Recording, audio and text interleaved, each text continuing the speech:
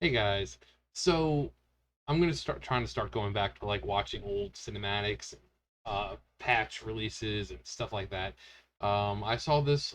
I think is I can't remember where I saw it, the clip from, but this is the um, Siege of Orgrimmar patch, and I haven't seen the full this full video in quite some time. I think it was Noble. Was it Noble? I think maybe he might have used a clip from this while he was talking about yeah, I think it was. I think it was a Yashiraj video. He was talking about Yashiraj and he used a clip from this. And I'm like, I should kind of like go back and watch it, but on the video on, record it. But when this cutscene, patch cutscene or preview, whatever you want to call it, came out, people were like, "Oh my God, that's so fucking amazing." Like we were totally stoked for fucking Siege of Orgrimmar, and then we got stuck with it for like 18 months. Well, you better enjoy it. You guys said you were excited. We'll enjoy it for 18 months. But it actually kind of hints to the next one. Uh, well, you'll see. But anyways, so this is Siege of Orgrimmar, patch 5.4. Great patch. Like I said, Siege of Orgrimmar was really fun, and yeah, here we go.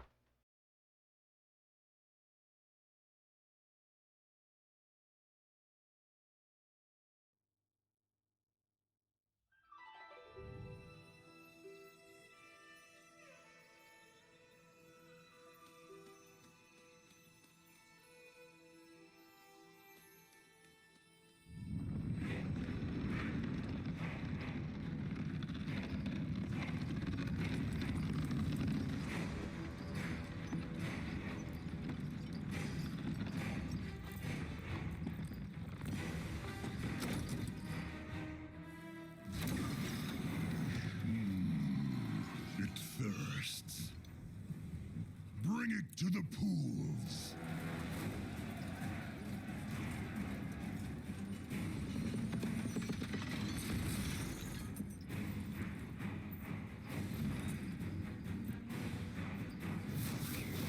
Enough! You have run rampant for far too long, Hellscream. But that stops now. Step aside, Pandarin. You confront a force beyond reckoning. Your father dabbled in powers beyond reckoning. Where is he now?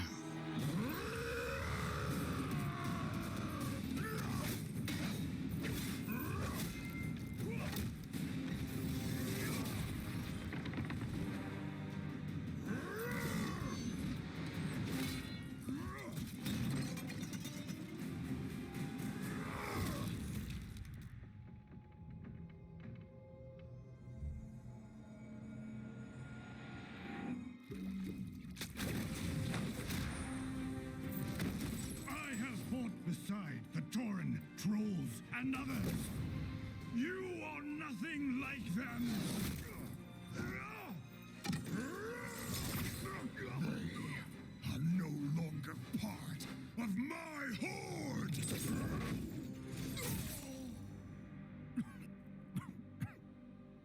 The world will hear of this. They will come for you. Yes, I'm counting on it. The armies of the world will come for me. And within my fortress, they will face all the terrible creatures I have wrought. The boundless power I have mastered. And one by one, they will fall at my feet. Anyone who would rise against my new horde will be impaled upon the spires of Orgrimmar. You Pandarin tried to bury your hate and your anger, but such power cannot be contained. It must be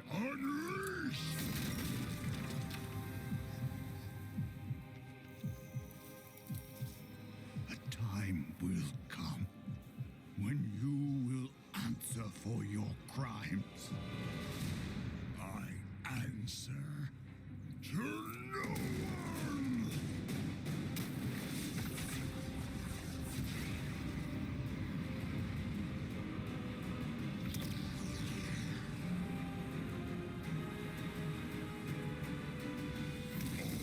Who challenge me will burn in the fires of my hatred.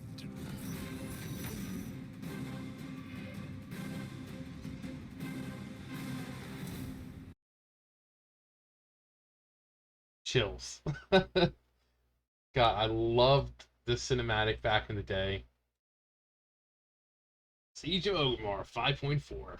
Yeah, so when we saw the Veil become corrupt and tainted with Yashiraj's, negative energy, and where it just kind of like became this place of despair and sadness, kind of like other places you would find in Pandaria. There are always some places where you can find some kind of remnants of the of Yashiraj, thanks to the Shah. Um, and everywhere you went, there was always this sadness about it. Everything was dead, and things were like either corrupt or dying. And so to see that happen to the Veil of Eternal Blossoms, or at least a small portion of it, um, we were like, oh shit, because the entire expansion we'd gone here, and there's little pools around here, and all of a sudden that's gone. Suddenly this green area, this well, not green, but kind of golden, fertile area is dead, and it took them the longest time to fix it. I mean, I think what in BFA was fixed, um, just when they did the final patch. You would go there and everything's finally repaired, the way it should be. But so in he says, Taranzu says, your father dabbled in powers beyond reckoning. Where is he now? And wouldn't you know, the next expansion, Warlords of Draenor. So it's almost like, I mean, you can say they were hinting at it, but not really much of a hint, because people would bring up, they could bring up Grom, all the time. But I just think it's funny. It's like, your father dabbled in powers beyond reckoning. Where is he now? It's like, well, we'll find out because we're going to Draenor. Well, alternate Draenor. Um, but the Terran Zoo and Garrosh fight, he had, like, Terran Zoo was like fucking kicking his ass. Garrosh like punches him off. He just clears his mind, and suddenly Terran Zoo is, barely touches the water, and he just springs back up and punches Garrosh. It's like, "Urgh!" And he had a lot of counters for everything that Garrosh was doing. He like had his axe, like right here, catches his axe and then twists and boom, tosses it away. Because Garrosh really, I mean, he's strong, but that Gorehowl, that's you know like an extension of him. If he doesn't have Gorehowl, he doesn't have any magical abilities or anything, unlike Terran Zoo, who's a monk. Um, and he can harness the inner powers and inner energies and kind of like do these crazy stunts. But kind of like what you see, uh, not there. Yeah, like he just relaxes his mind,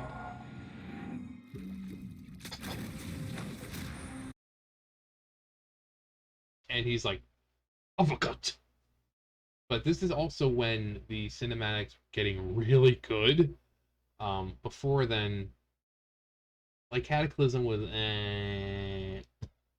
and then this Mists of Pandaria comes out, and each cinematic told such a story Like one of the coolest cinematics was the fight between the Alliance and the Horde at the Jade, the Jade Serpent statue, and the thing collapses, and suddenly this giant Shaw just emerges, and you're like, oh shit, shit's about to get real.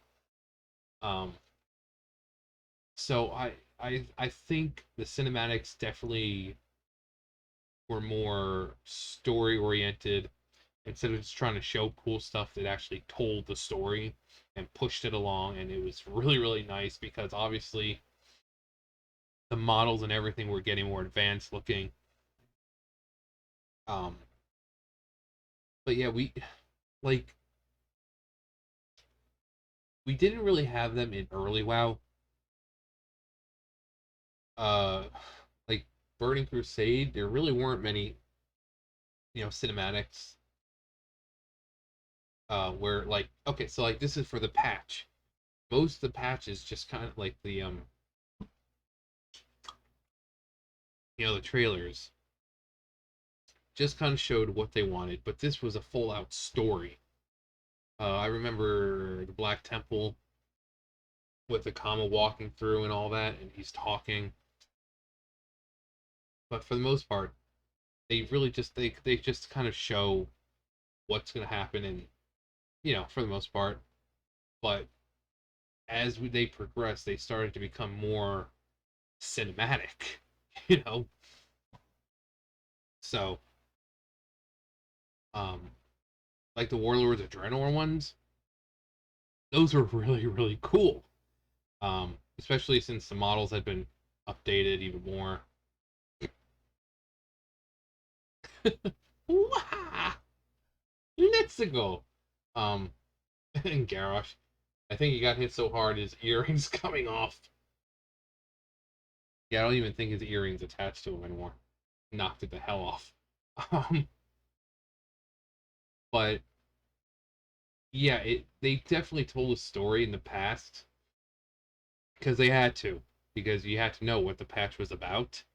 But here we have like a full 4 minutes. The other trailers would be like, I don't know, a minute or two, and they just kind of showed what they needed to show.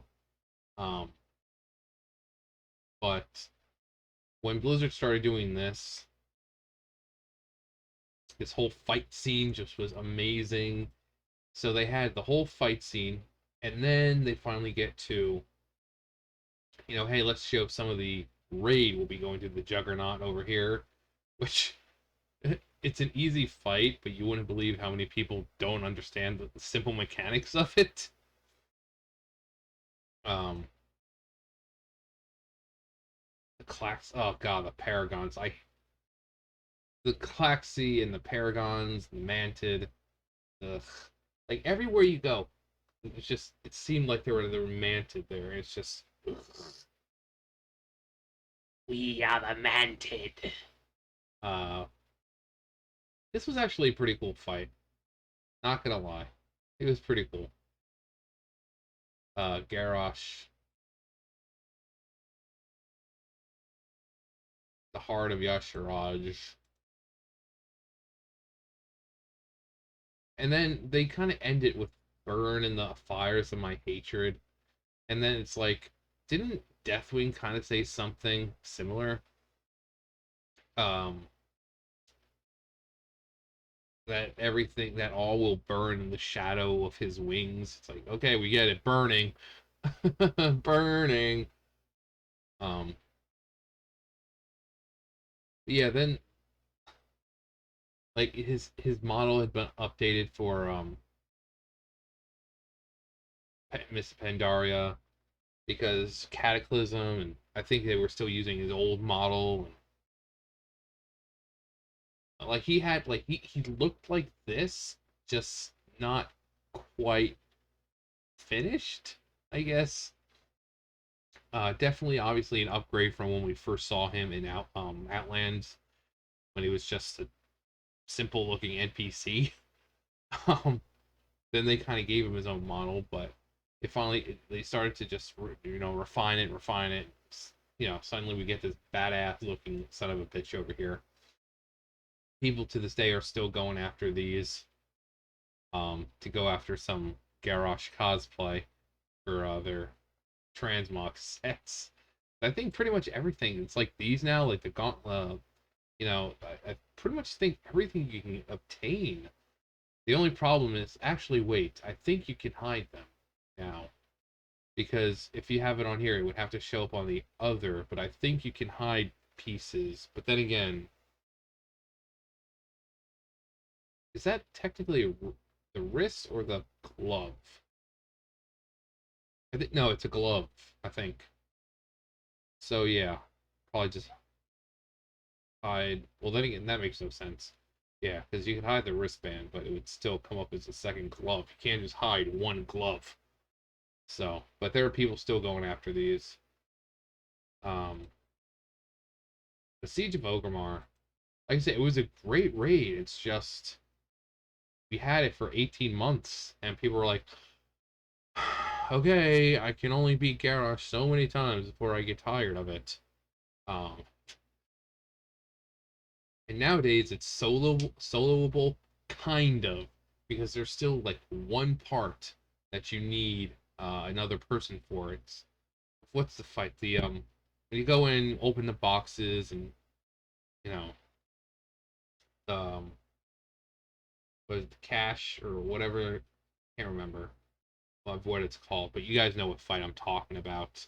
The one where you go in, you jump on the chains, and you go down there, and there's a bunch of boxes you open up, and then enemies come out, and then you got to kill a certain amount of enemies to go into the next room. And, you pull a lever and this and that. You still need two people for that. Apparently, they said they made it soloable, but last time I tried to solo it, I died. I just pretty much jumped down, got to the one side, and just like an auto kill. It was just insta kill for me. I'm like, I don't get it. And then I asked my friend because she had tried the same thing, and she's like, yeah, it's you still need someone to go along with you. But that's the only one in Siege of Orgrimmar that you need someone to help with. Everything else you can solo, but it's just this one fight you need someone to go with you. And I can never find anyone to go with me because people are jerks. Because apparently everything's about them. It's like, dude, I'm not asking you to run the entire thing. I just need help with this one part. But yeah, 5.4. Um,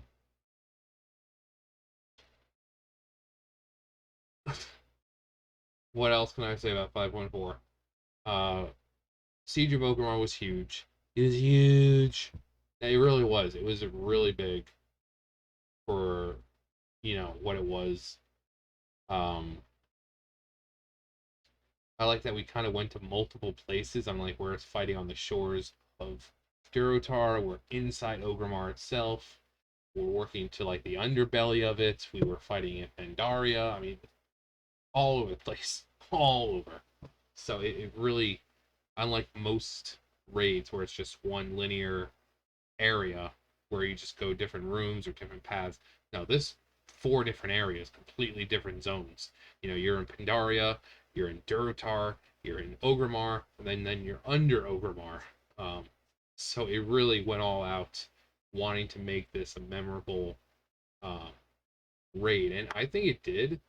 Just like I said, it it's not the raid itself that people had a problem with. It's the fact that we had it for 18 months.